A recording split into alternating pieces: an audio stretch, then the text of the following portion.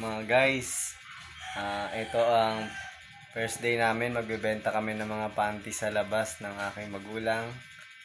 Ito ang start ng negosyo namin. Nag-uumpisa lang po kami, panties.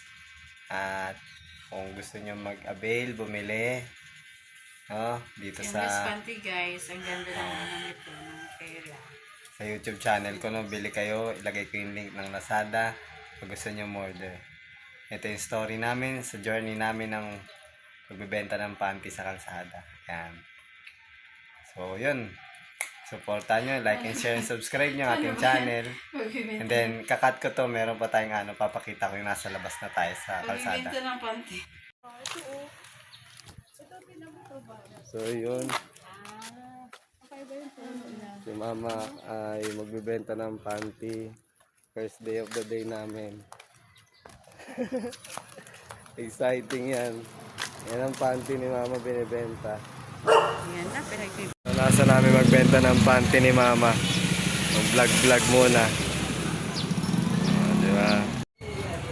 Ang buhay po na nagtitinda ng panty. Ganito po ngayon kami nagtitinda ng panty sa kalsada. Nakita niya, nandiyan na po kami nagtitinda na ng panty. Bili na kayo ng seamless panty.